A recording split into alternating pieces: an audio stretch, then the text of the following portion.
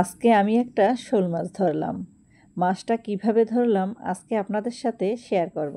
আসসালামু আলাইকুম everyone, welcome back to my channel. সবাই কেমন আছেন? আশা করি সবাই ভালো আছেন। আজকে আমার ভাসুরের মেয়ে তার নানা শ্বশুর বাড়ি দাওয়াত খেতে যাবে। সকাল সকাল নাস্তা খেয়ে জামাইকে নিয়ে রেডি হয়ে বেরিয়ে পড়ল। আমরা ওদেরকে এগিয়ে দিয়ে রান্নার জোগাড়ে চলে আসলাম। আজকে কচুরলতি আমড়া দিয়ে ভাজি করব। এখানে 2-3টা আমড়া পাতলা পাতলা করে কেটে নিয়েছি। কচুরলতি আর আমড়া ধুয়ে নিয়েছি। এখানে চিংড়ি মাছ তেল পেঁয়াজ মশলা কষিয়ে নিয়ে একটু ঝোলের পানি দিয়ে বলক আসলেই লতিগুলো দিয়ে ঢেকে দেব। সেদ্ধ হলে পানি শুকিয়ে আসলে ফ্রাই প্যানে দিয়ে এভাবে ভাজা ভাজা করে নেব। কচুরলতি ভাজা হয়ে গেলে মাছ ভাজা বসিয়ে দিলাম। আজকে পোয়া মাছ পাবদা মাছ ভুনা করব।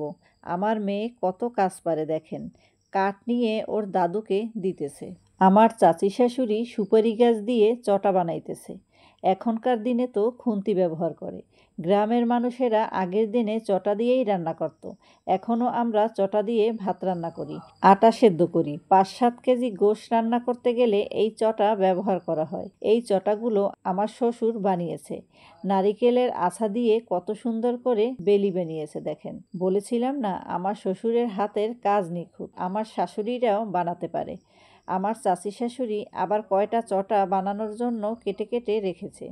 যাই হোক, এদিকে আমার রান্না হয়ে এসেছে। রান্নার শেষে গোসল করতে এসে দেখি পুকুরের পানি শুকিয়ে গেছে। এখন ভাডিগার এখন মাছ ধরার সময়। আমার অনেক মাছ ধরার নেশা। ছোটবেলায় পুকুরে বেড়ে নেমে অনেক মাছ ধরেছি। বিয়ের পর এই টেকনিকে মাছ ধরি। আমার মাছ ধরতে খুব ভালো লাগে। দেখেন, পুঁটি মাছের বড়শি দিয়ে প্রথমে পুঁটি মাছ ধরেছি। এবার শোল মাছ ধরার জন্য বড় বড়শিতে পুঁটি মাছটা এভাবে গেঁথে দিয়েছি। আমাদের বাড়ির আঙিনার বেড়ে বড়শিটা কুপে রেখেছিলাম। কিছুক্ষণ পর এসে দেখি একটা শোল মাছ বড়শিতে পড়েছে। আমি মোবাইলটা হাতে নিয়ে ভিডিও করতে করতে মাছটা উঠাইলাম।